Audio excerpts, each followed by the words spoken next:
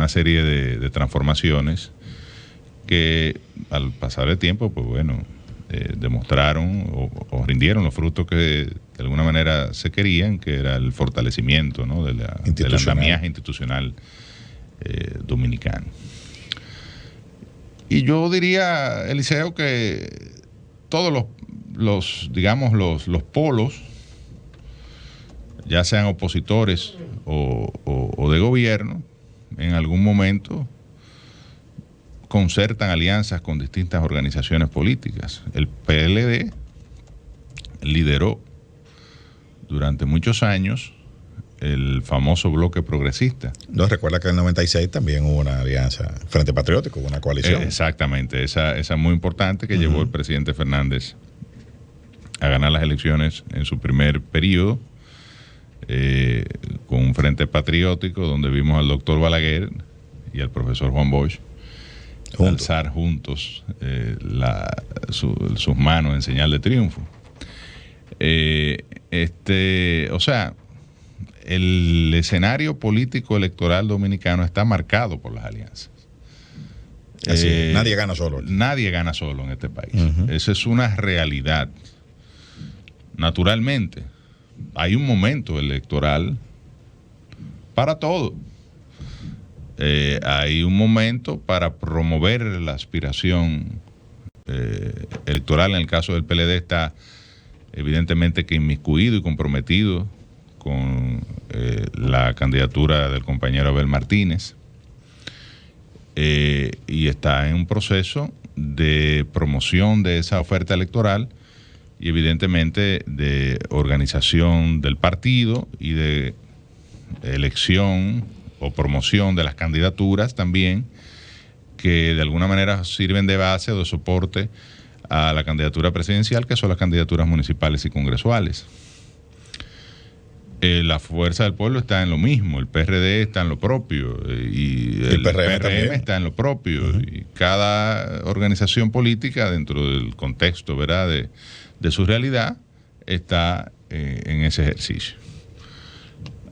Sí hay un grupo que lo lidera José Fran Peñaguaba, con quien hemos hablado en alguna ocasión en este programa. Sería bueno que en algún momento lo consultemos de nuevo, que está proponiendo un gran frente, digamos, de partidos. Que tampoco es nuevo, porque José Fran fue que armó una coalición para ayudar a llevar al PRM al poder en 2020. Y formó parte del bloque progresista mucho tiempo. Fue una figura, digamos, que señera de ese bloque progresista, evidentemente a partir de su condición de presidente del bloque institucional socialdemócrata. Tiene una sapiencia muy importante en el político, porque sabe sopesar las situaciones políticas. Entonces a nadie, yo diría que no debe sorprender el hecho de que estos elementos surjan. Y además el PRM llegó al poder, como tú bien dices, claro, en el marco de un gran acuerdo electoral con distintas organizaciones políticas. Pero si el que está en el poder, que se supone que tiene ventaja, aún en sus mejores momentos, como sucedió en el caso de Danilo Medina en las elecciones del 16, un presidente que en ese momento marcaba un 80% de aprobación y que ganó esas elecciones con un 62%, casi un 63%, fue aliado a 9 organizaciones políticas en ese proceso. O sea, a pesar de esa fortaleza electoral, el PLD ganaba solo y Danilo ganaba solo. Pero aún así se entendió necesaria la concertación con esa serie de partidos, ¿no?, que formaron en ese momento el bloque progresista. Y se parte incluso hasta de un hecho que habría que demostrar, pero que se entiende que es conveniente, que es aparecer en la mayor cantidad de recuadros posibles cuando tú eres candidato a algo, que eso es una ventaja. Yo creo que el elector, si quiere votar por ti, va a votar aunque tú estés en un solo recuadro. Donde quiera. Pero se entiende que es más conveniente que tú apareces en 5 o 6 lugares, en 10, 11, en 12. Hay una percepción de consenso. Mientras más tú tengas, entonces ya el elector de que abra la boleta, concho, pero este hombre aparece, hay que votar por este. O sea, se entiende, digamos, que un elector menos informado quizás pues, pueda actuar de esa manera. Se ve como una ventaja para un candidato. Entonces yo te decía que hay varios momentos. Este es el momento del PLD impulsar, ¿verdad?, su crecimiento, impulsar sus candidaturas en los escenarios locales, en los distintos municipios y distritos municipales. En el caso del Partido de la Liberación Dominicana, es uno de los partidos más estructurados del sistema, que a pesar de que está en un momento su marca quizás de afectación, evidentemente por todo lo que ha ocurrido, eso no, nadie lo puede negar. Yo, en términos estructurales, es el partido más grande del sistema, con presencia en todas las demarcaciones geográficas del país, y que tiene candidatos y aspiraciones en todos los municipios y distritos municipales de la geografía nacional, a nivel de vocal, a nivel de director, a nivel de regidor, a nivel de alcalde, a nivel de diputado, de senadores, y evidentemente el compromiso firme de impulsar una boleta, un triunfo electoral en la candidatura presidencial. Y a nivel de cohesión interna, ¿cómo anda? Porque tú has mencionado varios factores en el que está envuelto el PLD, pero a nivel interno de cohesión y de apoyo, ¿va bien? Sí, yo pienso que sí, que después del proceso de octubre pasado, primero, Abel Martínez ganó el proceso de manera contundente. Es decir, era evidentemente uno de sus objetivos para evitar cualquier escarceo que se generara en un escenario, en un resultado polarizado que pudo haberse dado. Pero logró concitar el apoyo de la mayor parte de la estructura partidaria. Y en la medida en que eso ha ido avanzando, se han ido cerrando cualquier elemento, ¿verdad?, de disgusto que pudo haber generado ese proceso, como es natural. Y hay una cohesión de la organización y hay un deseo de la base de la militancia del PLD de volver al poder, eso no hay dudas. Pero volviendo a la pregunta inicial del Liceo, bueno, hay varios momentos electorales. Eso te iba a decir, porque la novedad... Porque hay varias elecciones. No, porque la novedad ahora... Están las elecciones de febrero y las de mayo. Claro, pero hay un tema de calendarización electoral. Sí, es cierto. Antes, eso quedaba mucho más abierto a que a última hora se hiciera. Desde la elección, desde la elección pasada, sí. Diría yo que de la del 2016, bueno, siempre ha habido un calendario electoral, pero a partir de la ley 3318 de partidos políticos y la 1519 del año 2019, o sea, digamos que a partir del 2020 hay una regularización legislativa de ese calendario con el componente preelectoral. No, y que además hay incluso la Junta ha regulado el periodo antes del periodo preelectoral, con una resolución que emitió en octubre del año 2020. Y hay también ya jurisprudencia de qué se puede hacer y qué no. Y qué no se puede hacer durante esos periodos. Me refiero a las alianzas, cuotas y demás, que los partidos tienen que tomar las previsiones del lugar. Hay una primera fecha que presiona a los partidos políticos. Y presiona al PLD, evidentemente. Y presiona a la fuerza del pueblo y presiona a todo aquel que entiende que puede ser parte de un frente opositor o de un esquema de alianzas. Y lo natural es que los opositores, ¿verdad?, que buscan desplazar al que está en el gobierno, en algún momento se encuentren. Eso es natural. En algún nivel de elección, por lo menos. ¿Y cuándo es ese plazo? El plazo de las alianzas. El plazo de las reservas. Que es el primero. Porque si tú vas a reunirte con alguien para discutir alguna posibilidad de alianza, tú tienes que llevar algo sobre la mesa. Por supuesto. Entonces, ¿qué tú llevas sobre la mesa? Bueno, esta candidatura, yo puedo ceder aquí y allí. En el caso del PLD ganó 65 alcaldías en las elecciones de 2020. Yo entiendo que cualquier escenario que pueda surgir, no he dicho que pueda surgir, eso no está sobre la mesa, pero podría surgir, debe partir de reconocerle al PLD esas 65 plazas que ya ganó. Ahora, tiene que haber debe haber un proceso de reserva de candidaturas, que el plazo para notificar a la Junta esas reservas es el 2 de junio. Y tienen que hacerlo todos los partidos, a menos que los partidos decidan no reservarse candidaturas y someter todo a un proceso de elección de los que están planteados de los métodos que en la ley 3318. Exacto. Ya incluso el PLD ha decidido hacerlo a través del método de encuestas. El PRM dijo que iba a ser primarias cerradas para el caso de la candidatura presidencial y que iba a escoger el método de encuesta para las otras candidaturas a cargos congresuales y municipales. No va a haber un escenario de primarias abiertas y primarias, digamos, el mismo día, como establece la ley. Simultáneas. Porque el único partido que ha escogido el proceso de primaria para la elección del candidato presidencial ha sido el PRM. O sea que el 1 de octubre, que es el día que se tiene pautado en ese calendario, habrá una primaria, pero solamente acudirán los PRMistas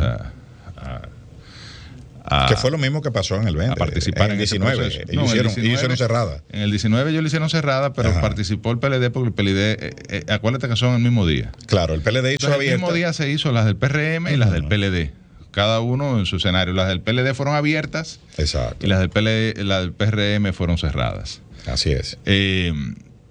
Ahí yo recuerdo a lo que decían que Abel sacó 300,000 votos, ¿cómo le va a ganar a Luis, que sacó 2.500.000? Que Luis fue electo con 280 y tantos mil votos en ese proceso como candidato presidencial. Entonces, bueno, hay un video famoso del embajador en España diciendo, hablando de los aportes electorales que hizo el grupo el